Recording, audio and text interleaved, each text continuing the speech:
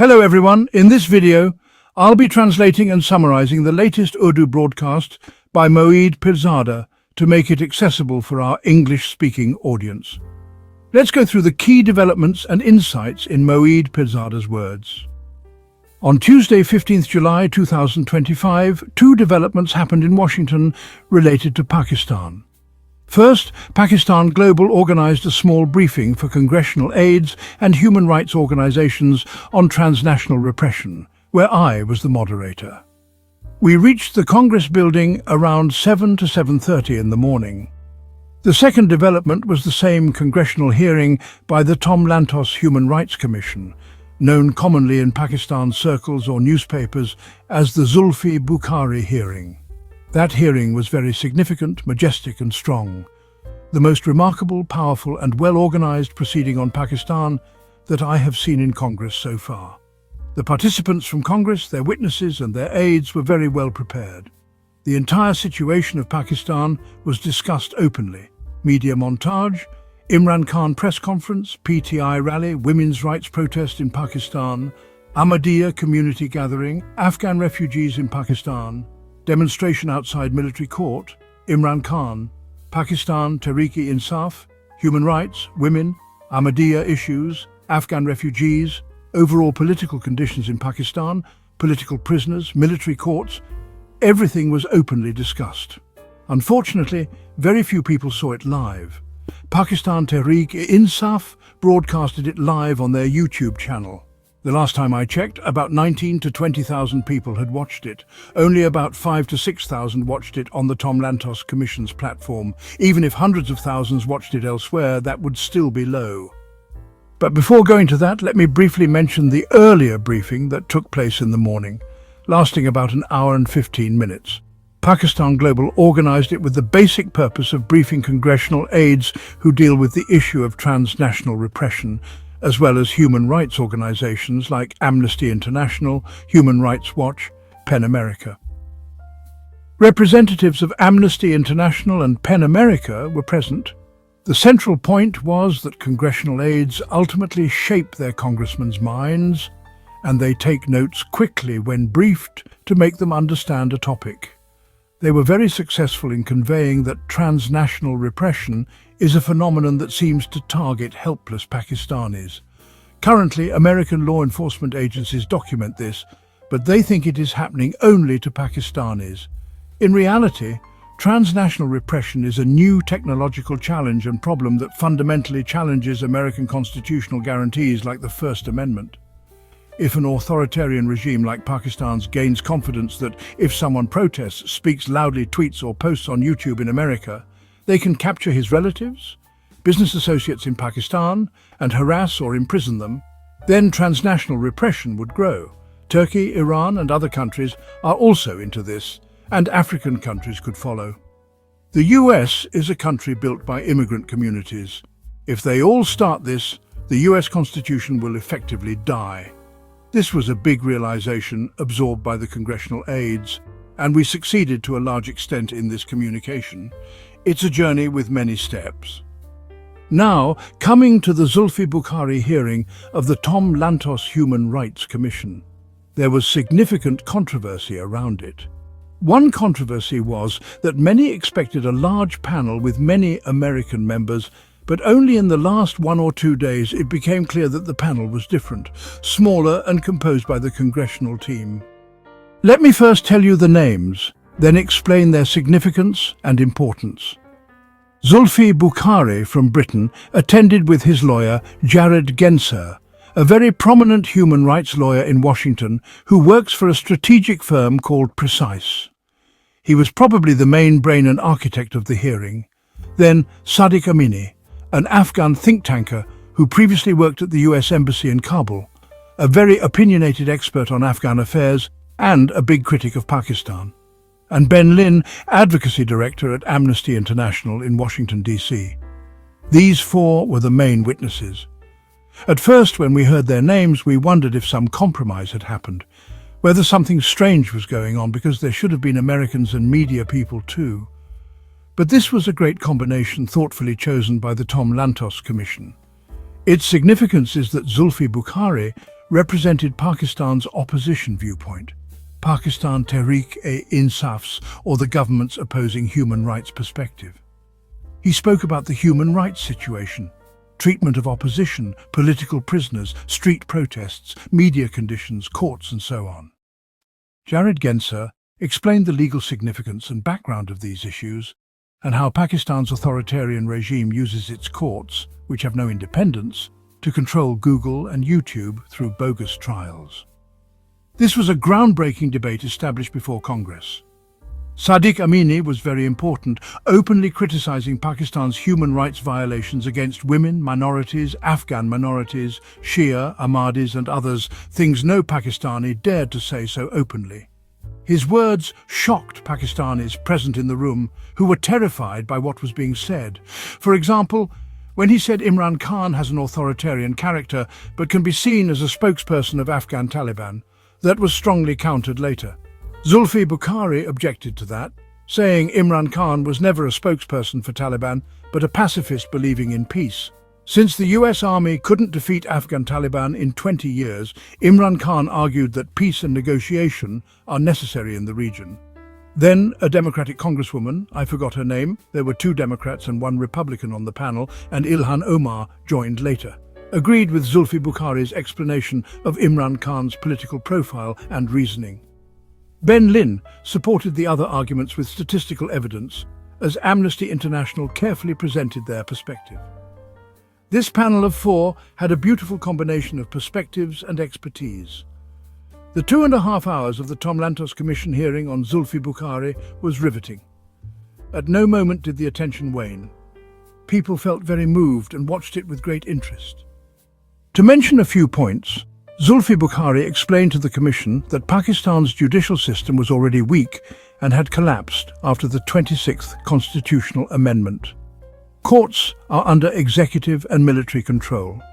Military trials were totally bogus, and 100% conviction rates were reported for PTI workers. Even the innocent ones couldn't escape conviction. Regarding the Islamabad massacre, the government claimed no weapons were involved, but international media like Guardian, Al Jazeera, Reuters, BBC proved at least 12 people were killed on 26 November in Islamabad, and at least 100 bodies were missing. Imran Khan's political struggle and imprisonment of 2 years were powerfully presented by Zulfi Bukhari in front of the Lantos Commission and American congressional audience. All 5 Congress members strongly condemned the human rights violations involved. Ilhan Omar joined as the 5th member and asked tough questions. Sadiq Amini surprisingly defended Pakistan, saying Pakistan was a victim of the Afghan war imposed by the US and had suffered greatly, contrary to Ilhan Omar's correction that Pakistan benefited from the war. That global platform, like Google, should be ordered to delete, remove or block videos by courts and magistrates that themselves don't hold any legitimacy in the eyes of law. That was music to our ears. Now, many people think that this won't have any benefit or impact because Pakistanis are of that kind of thinking anyway. Also, they wonder why they have developed so much interest in Google. I want to explain that a little. Why is this interest developed? Well, when the issue of Pakistan is discussed in front of Congress, Pakistan is seen as a foreign policy issue. Foreign policy is handled by the executive branch, the Department of State. Whatever recommendations, instructions or suggestions Congress wants to give must be sent in writing to the administration and the Department of State. They write to them that, "Brother, this is our concern, please pass a resolution." Whether it's Google, Meta, Instagram, Twitter or X, Congress does not need the administration for this. Congress must directly call them, question them and conduct hearings. Congress can then make laws, introduce bills, grill them and question them to improve their conduct and behavior. So congressmen are itching to hear that Pakistan's courts are ordering Google to block content, and therefore Google should be called in. They openly said that first we should call Google privately for talks, and if they don't understand us, then we should hold a public hearing.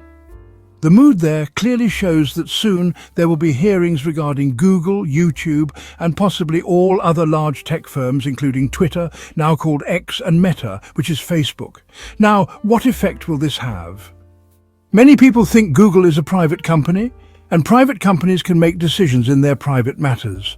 For instance, Tulsi Gabbard, former presidential candidate in 2018 to 19, had her advertising campaign on Google paused for 6 hours due to tactical reasons. Tulsi filed a $50 million lawsuit claiming Google had defamed her by blocking her ads, which were an expression under the First Amendment. The court, after a year, ruled Google as a private company with its own technical mechanisms, rejecting Tulsi's claim. Due to such cases, people believe Google, as a private firm, has the right to make any decisions. This is not entirely accurate legally, because First Amendment principles apply to these companies as well. But a new legal concept is emerging which you will see progressing soon. The new idea is that these private companies are not just selling cars, potatoes, tomatoes or chickpeas. They cannot be seen just as profit-oriented companies. Google, Meta and X are large global platforms where new ideas are born, disseminated, debated, and which represent global good. They cannot just be treated as private companies focused solely on profit. Their conduct and laws governing them will ultimately be decided by the US Congress and lawmaking bodies, with hearings being their main tool. This is the direction things are heading, and where we also must head. Even small contributions can push global developments forward. Many people with whom I spoke see their role in a limited way and think they can't play any big role. But believe me, we can and will play that role. And you will see this happen. Now, the challenge we have raised against Google and the challenges coming soon are valid. Google can block us in Pakistan because Pakistani courts order it, and they will keep blocking us. But Google will face a bigger question. On one hand, there is a market worth $27 million there. I've checked the figures. On the other hand, there is a market in the US with prestige, reputation, and they need to deal with Congress and human rights organizations. When we create awareness within Amnesty International, Reporters on Frontiers, Committee to Protect Journalists, Human Rights Watch, PEN America and media about Google and Pakistan, Google will face two competing pressures. One is from Pakistan's government and military regime's demand, which has $27 million revenue there. That might increase to $30, $40 or $50 million. The other is hundreds of millions of dollars of prestige in America before Congress. Google will need to find a balance between these two. So that's the matter with Google. Now the question is, when I posted about this, I couldn't post much or many snippets and clips as I wanted. But whatever I posted on Twitter received so many comments from people saying, what's the use?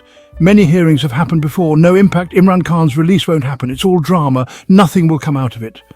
These are, pretty cynical comments. The real thing to understand is that when Donald Trump embraced General Asim Munir and acknowledged him, gave him legitimacy, met him for lunch and called him a strong and powerful leader, the political dynamics, well, they changed.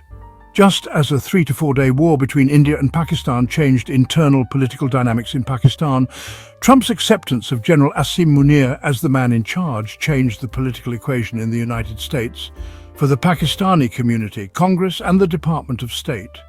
The recent congressional hearing on July 15, 2025, held by the Tom Lantos Human Rights Commission, put Pakistan back on the map of US Congress discussions, including issues related to human rights and the current situation in Pakistan, including Imran Khan. You will see more activity in the coming days and weeks. Now, some say the result is that General Asim Munir met for lunch and Pakistan's military establishment tried to regain lost political space in the United States when House Resolution 91 came up. They strategically, scientifically, and mathematically invested much effort. The Pakistani-American community is an amorphous crowd with many small groups, whereas Pakistan's establishment worked with an organizational mindset, hired lobbyists, took advice, offered various incentives like real estate deals, cryptocurrency, rare earth resources, and used the advantage of the war. So, what we are seeing now is really the result of all that effort. Pakistan is back on Congress's radar. The so-called honeymoon between General Asim Munir and Donald Trump, well, it simply won't last forever due to a whole host of issues. Trump is, very unpredictable, and even if he isn't delivering on all expectations within just a few months, is not easy at all, and frustrations may build on both sides, disturbing the equation. This needs to be watched accordingly. Now, I saw something strange that really surprised and disturbed me, and I think it's important to comment on it. I saw a video of Salman Akram Raja, Secretary General of Pakistan Tehreek-e-Insaf, one of the most successful, respected, prestigious, intelligent and constitutional experts in Pakistan's history, who was, losing control like a berserk madman, screaming at reporters and at Aliya Hamza. I don't know what questions the reporters asked that provoked him, but people gathered in a village and even reporters got worried because Salman Akram Raja has always been seen as a cool, composed personality, and seeing him lose control so completely really worried them.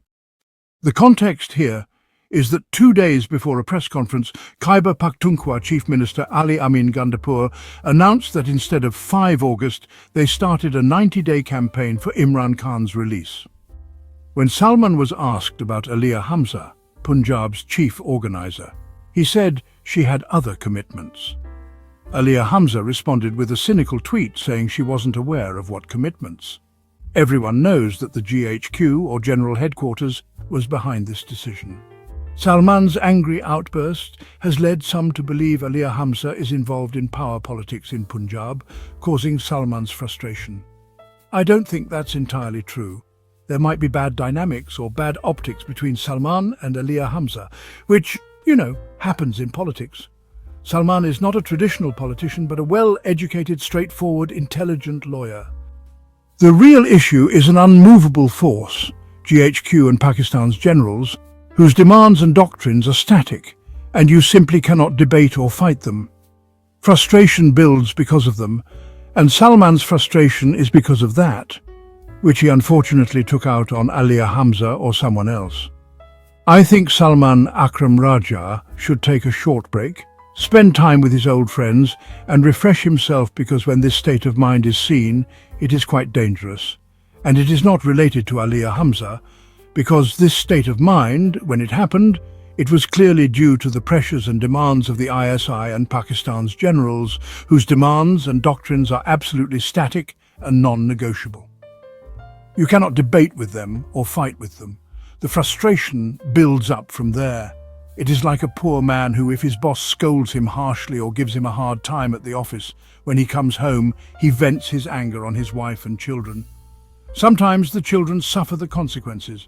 So, Salman Akram Raja's frustration is building up because of the ISI's demands and pressures, and this venting is being misattributed to Aliya Hamza or someone else.